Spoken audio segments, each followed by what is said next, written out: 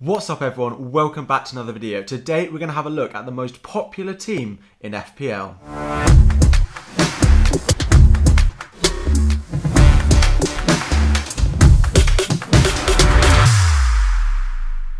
Welcome back to another video everyone. So as I mentioned, we're going to have a quick look at the most popular team that you can pick. These are the most highly owned players and the most highly owned team that you could own given the budget of 100 million that we have. Now, we often talk about the beginning of the season not being a good time to take risks in your team and everything like that. So this is why I pulled together this draft, and hopefully there's a little bit you can learn from it as well. And this is definitely a team that you could go into the season with. So in goal, we've got Martinez starting at 5.5 million. So he was the highest scoring goalkeeper last year. Great pick to start the season. They have a really nice opening 3 fixtures as well. So Martinez at 5.5, I think will do well again this season. He has had a bit of a price increase from 4.5 million up to that 5.5 million, but he is still popular because of quite how well he did for all of us last season, and I don't blame you guys for picking him so heavily at the start of this season given their opening 3 fixtures. To partner him would be a 4.0 option that would have Foster as the backup. Now, there's a small chance that he gets the occasional minute playing for Watford, but this team would mean that you'd play Martinez every week, with Foster still being over 25% owned and Martinez being over 30% owned. This is a very highly owned combination of goalkeepers, but it would be a Martinez goalkeeper option every week with Foster sitting on your bench.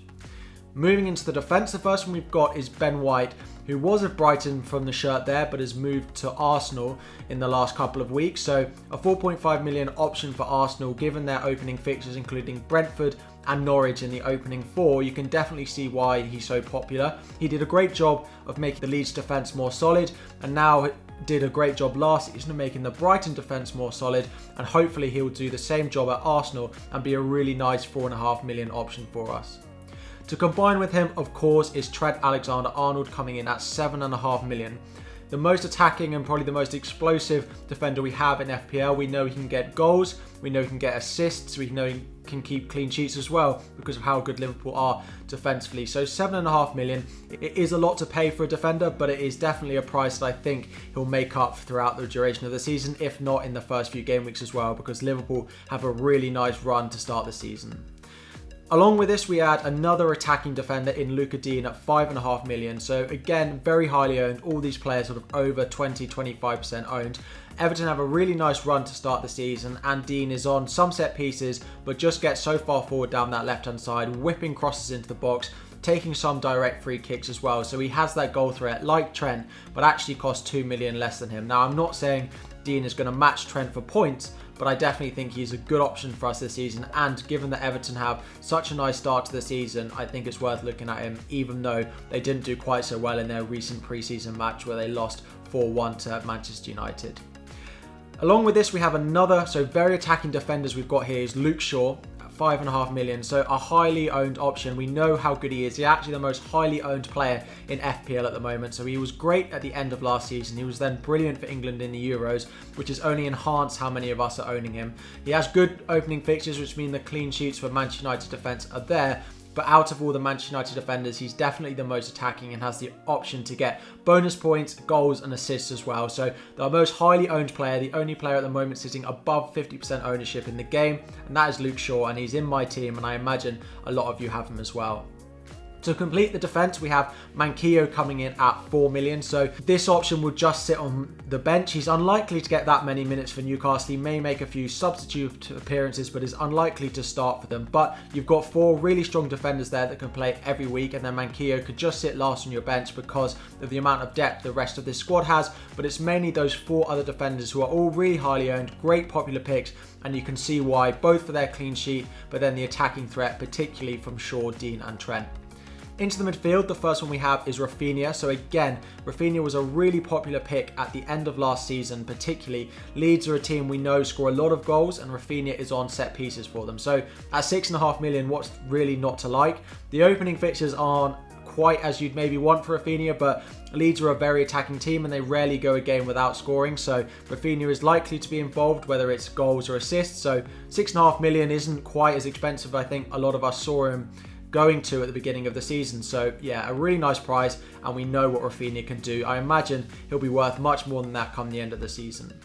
Elsewhere, we have Mo Salah, of course, the most popular player really over the past sort of 3 years. Although Shaw is owned by slightly more, Salah ranks second as the most highly owned FPL asset. 12.5 million, he stands out as a great captain shout for game week 1, as well as the first sort of 6-7 game weeks as well. So if you don't have him, I don't quite know who you're going to put the captaincy armband on. He's so reliable, just a great pick for me. I can't see me going into this season without him. To add on to this is Jack Grealish of Aston Villa, or now Manchester City, 8 million. So there are a few injuries in that Manchester City side, like Kevin De Bruyne, Phil Foden, who are unlikely to be ready for the start of the season, which could mean that Grealish starts on the left wing or even in midfield for them. And given that they play Norwich at home in game week 2, I can see why he's so popular.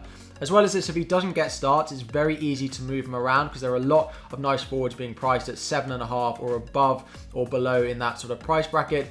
Grealish is just such a popular player. He's 30% owned in the game. He can get a lot of returns now playing in that Manchester City team, so I can see why he's in this team. The 4.5 million option is Basuma, who's actually the lowest owned player in this whole draft, who is just 15% owned. I say just, it's still quite a lot of teams owning him. He will consistently start. He has the occasional goal. He'll get that clean sheet point for Brighton, but he's there to sit on the bench, make that squad depth a bit more, but he's the most highly owned option at that price, and I can see why he's been a consistent starter for Brighton and get the occasional goal or assist as well.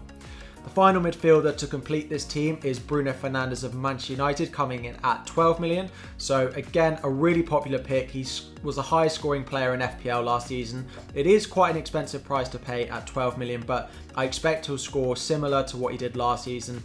There may be slightly less penalties, but I don't see myself going into the season without him. And of course, a lot of you guys think the same as me, being so highly owned and being in this most template team that we can possibly pick. Up front, we have Obafemi, so our final sort of bench option. So we have Manquillo, Basuma and Obafemi, and they can all sit on the bench each and every week. So there is a little bit of rotation that we could get here. Ben White may be playing every week, but Obafemi is probably going to go out on loan from Southampton, so you may not be able to play him, but Basuma and Manquillo could potentially come into your team.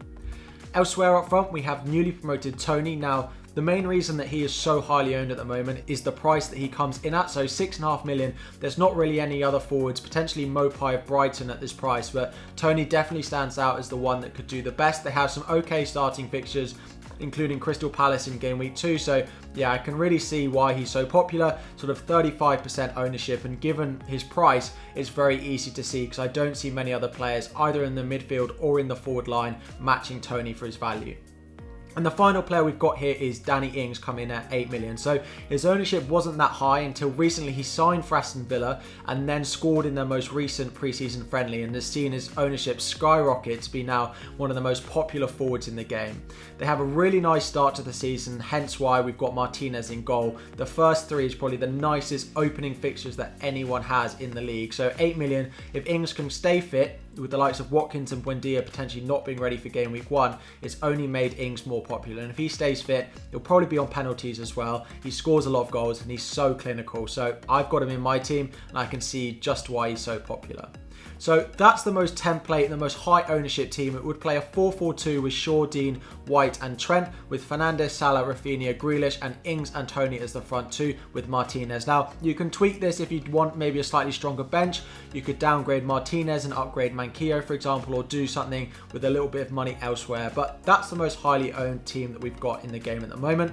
That's all we've got time for. There are going to be a lot of videos coming your way between now and the start of the season. So if you have enjoyed, please do smash that like button. It really does help. And subscribe with notifications so you don't miss these videos. But more importantly, you don't miss the live stream so you can get your question answered live. But that's all we've got time for. And I will see you all again tomorrow.